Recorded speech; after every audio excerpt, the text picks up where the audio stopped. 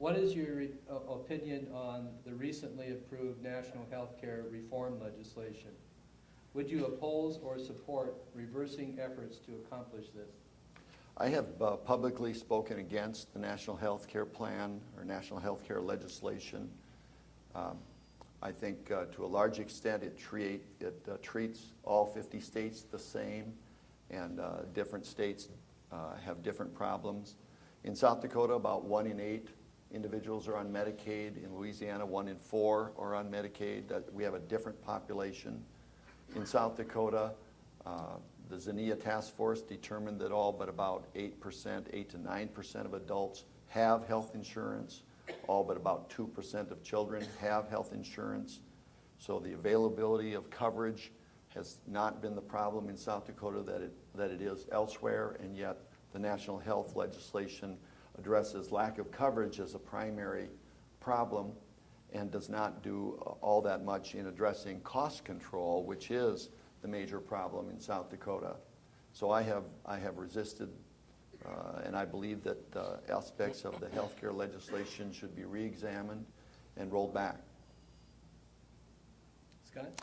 Well, the Lieutenant Governor and I disagree about this. He has made it clear that he supports the lawsuit by the Attorney General. It was one of 20 Attorneys General or so who want to repeal PPACA, the health care reform. I disagree with that. You didn't have to like every piece of it to still say that this represents the future. And what we should be doing is the administration should be working with the federal government and making sure that South Dakota system makes sense. I've had the chance to talk to both of the major systems here in Sioux Falls, and they don't oppose the health care reform. They're anxious to put it in place and to make it work. They're anxious to look at the good parts of it and maximize those and make sure that health care is provided.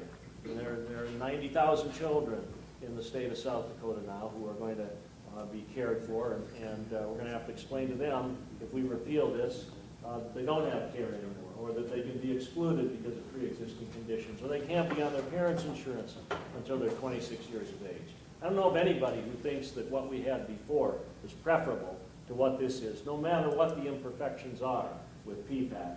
I think we work with this going forward. That's the best approach for South Dakota. And I think it really represents a step forward in health care for children and for all South Dakota. 1 minute for each candidate to offer additional comment.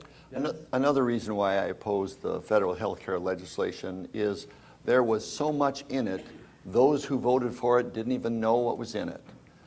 I doubt that anyone in the room would disagree that the Social Security system and financing of Social Security is a train wreck on its way to the cliff.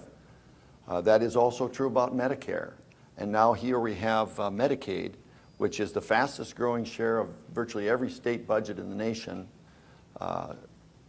We are going to add to the 113 South Dakotans who are on Medicaid. We're going to add anywhere from 35 to 50,000 more Medicaid enrollees as a consequence of this legislation. And the federal government will take on some of that burden, virtually all of that burden in the beginning, and then gradually lay it to the states.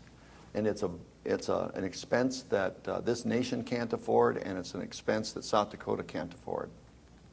Scott? I'll tell you what we can't afford. We can't afford those very people going into emergency rooms and running up the highest cost of health care that we have in the United States, which is care in an ER. What we need to do is get preventive care to those very people that we've just described. We need to have every one of those people having a primary care physician who's really going to deal with them about heading off the necessity of going to the emergency room. That's part of the whole problem, and one of the greatest promises of this proposal. Either you believe that preventative care is going to save us money in the long run, or you don't. I happen to believe it will save money, whether it's prenatal care, vaccinations, immunizations, or going to the doctor to get a checkup. That's the direction we need to go, and that's the direction that bill will take us. Thank both of you for your responses.